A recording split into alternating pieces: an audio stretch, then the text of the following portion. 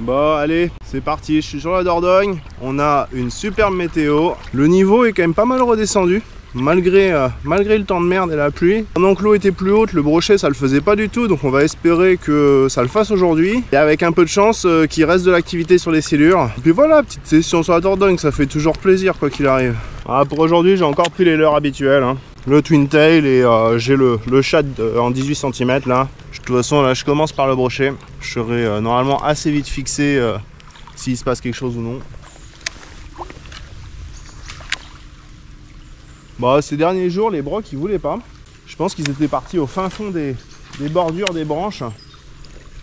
Donc avec le courant là trop dur à atteindre, pour lancer dessus, il faudrait accrocher un leurre à chaque lancer. Là, l'eau est redescendue. J'ai attendu 24 heures avant de retourner à la pêche quand même. Histoire de laisser le temps aux poissons de reprendre leur poste. Ah, c'est un spot à gros cheven là.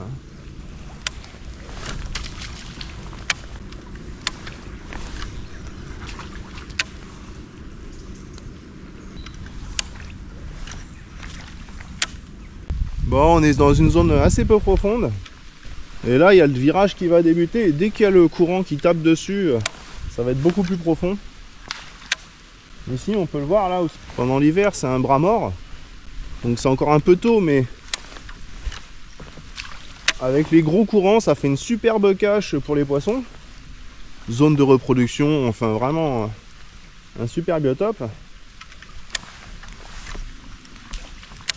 Donc l'hiver, il y a toujours du carnassier dedans. Par contre, dès que les eaux sont plus basses et que c'est plus en eau, bah, ils sont forcément quelque part. Et souvent, il y en a beaucoup qui restent quand même pas très loin. Et là, cet arbre, il est vraiment très chouette, hein.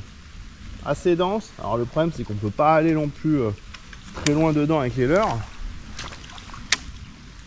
Du coup, j'hésite pas à faire quand même 2-3 passages au même endroit, histoire de leur laisser le temps de sortir, s'ils veulent pas sortir au premier passage.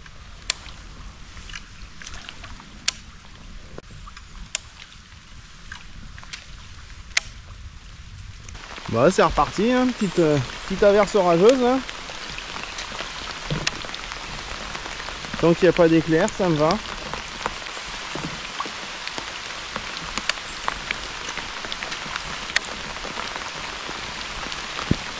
Bon, c'est un temps à gros poisson ça normalement quand même.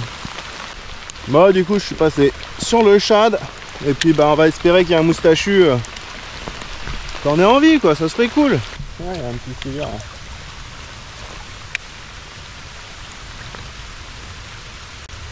Je vais passer là, tout poil sur la surface. Bon, il a pas eu l'air d'avoir envie du leurre. On va espérer qu'ils soient pas tous comme ça, hein.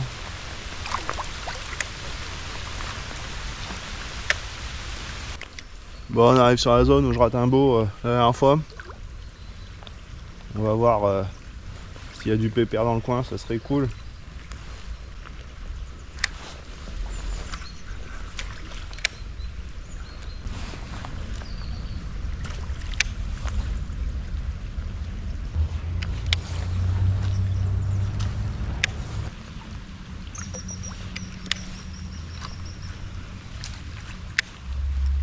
Ah, un peu de soleil, c'est quand même beau ça comme paysage, hein.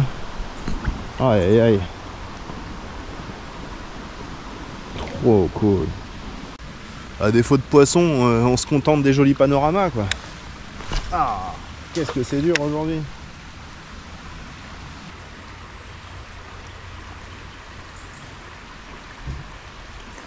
Je viens de voir un poisson suivre. Je l'ai vu taper dessus et se retourner. C'est un cheven de 45, allez. Il faisait peut-être 2 fois le leurre quoi, un peu plus. Ah, pas peur celui-là, hein.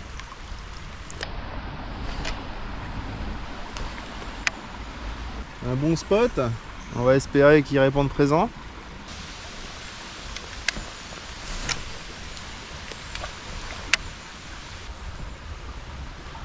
Je pose sur le fond quelques secondes. Je fais une grande tirée pour décoller le leurre.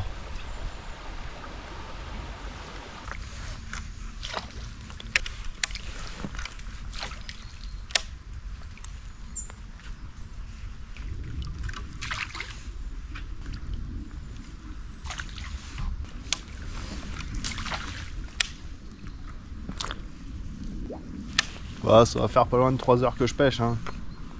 À part un petit chop qui est monté et peut-être une touche à un moment. Mais il se passe vraiment rien. C'est quoi ça?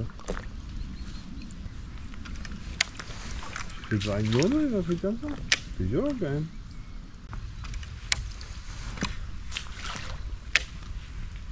Et là, il y aurait bien besoin d'un petit poisson pour se réchauffer un peu. S'il y a un poisson aujourd'hui, il va falloir pas rater le ferrage parce que vu comment c'est parti, il n'y aura pas 36 000 chances. Hein.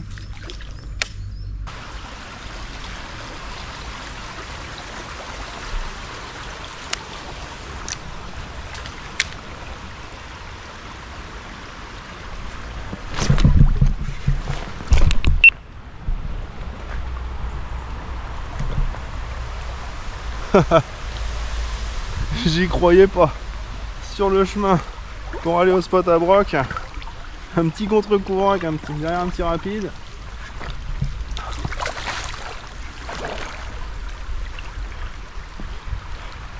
Je balance, en plus je ramenais plutôt tranquillement.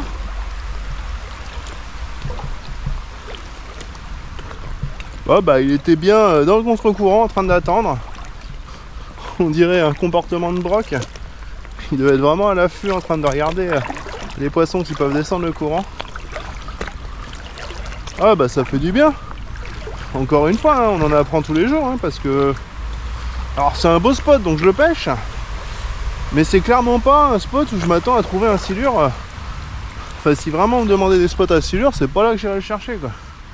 Ouais, un poisson correct, hein, 1m20.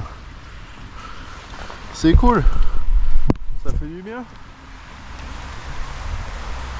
Ça fait du bien après 3 heures, plus de 3 heures de pêche sans touche. Ah, c'est cool. Ah bah heureusement que j'avais la caméra allumée, c'est le genre d'endroit où j'éteins les caméras en général.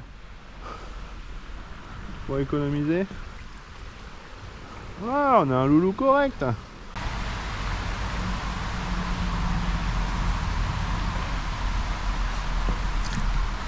Ah, fait du bien.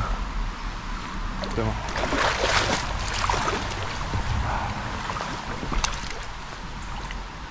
Ah, cool. Un beau poisson.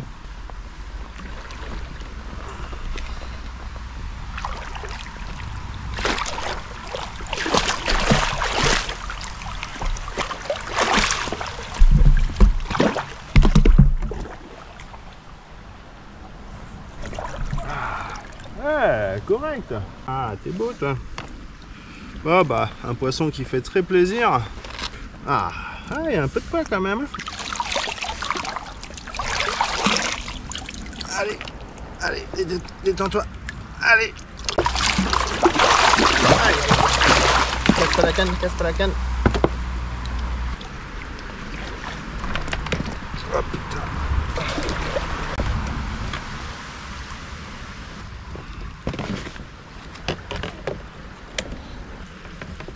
Oh la galère. Ça va peut-être vouloir être présenté à un moment. Ouais, on a un beau poisson, hein. On a un beau poisson. Je sais pas si on le voit trop à la caméra. Ouais, il a une grosse trace de râpe d'un autre silure. Sans doute qu'il y a un pépère un tout petit peu plus gros dans le coin qui s'amuse à manger des silures comme ça, quoi.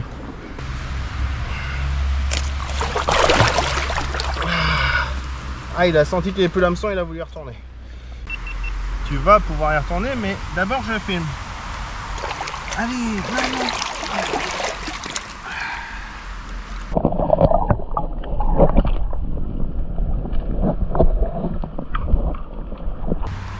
Le chat qui paye en montage chez Burasca, un beau texan, un plomb triangle. Ça fait vraiment plaisir là. Très belle action.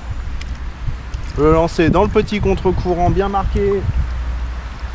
3 tours de manivelle, une touche. Bon allez, on va continuer, là on va arriver sur des belles zones à broc. Encore une zone qui est superbe avec les petites falaises là. Seul inconvénient, c'est la route juste au-dessus où ça retire un tout petit peu du charme avec le bruit des voitures. Mais ça reste une très bonne zone.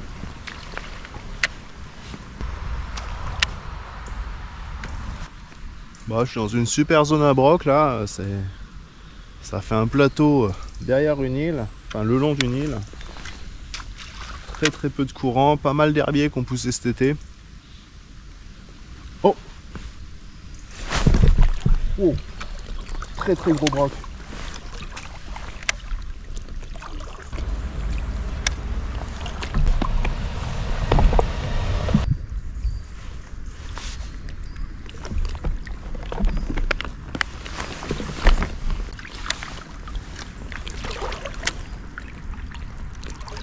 Je jette un coup d'œil au moment où je prends la petite touche. Je vois le poisson faire un premier demi-tour. Et après je le vois repasser une deuxième fois. Et je pense qu'il a eu peur à ce moment-là. Malheureusement il retape pas.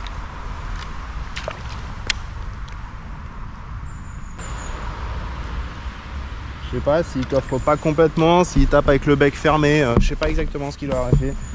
Regardez le leurre quand même, c'est celui-là. Ouais, j'ai une trace de dent. J'ai une trace de dent sur le flanc là, juste au-dessus de l'hameçon. Les brocs, ça fait 3 semaines, je touche des brocs très beaux de 80 plus très régulièrement. J'en pique jamais un seul. Dommage. Allez, faut continuer à matraquer de toute façon. Bon bah voilà, fin de session. Hein. C'est peut-être pas ma plus belle sortie, même je suis sûr que c'est pas ma plus belle sortie. J'en fais quand même une vidéo parce que bah c'est ça aussi la pêche. C'est pas que des sessions avec plusieurs silures. Donc voilà, je pense que c'est pas mal aussi de montrer que ça peut être dur. Alors bon, il y a quand même un poisson. Hein. Et franchement, je sais qu'il y en a beaucoup qui sont contents avec un silure comme ça. Avec les vidéos qu'on voit, avec les réseaux sociaux, on voit beaucoup de gros poissons, on voit plein de poissons. Et parfois, dès qu'on a une heure sans touche, on se dit mais c'est pas normal, je fais n'importe quoi. Alors qu'en fait, 3/4 du temps, c'est juste comme ça. Ça fait partie de la pêche. Et on apprend aussi beaucoup en faisant des bredouilles. Là aujourd'hui, j'aurais raté la touche ou j'aurais décidé d'aller sur le plus gros spot et j'aurais pas lancé dans ce tout petit remous, bah j'aurais pas fait le silure et ça aurait été une belle bredouille. Donc parfois ça tient à pas grand chose, mais en tout cas une chose qui est sûre, c'est qu'il faut que le leurre soit dans l'eau pour pêcher. Ou alors dans un arbre, il faut que le poisson il saute. Mais ça arrive rarement.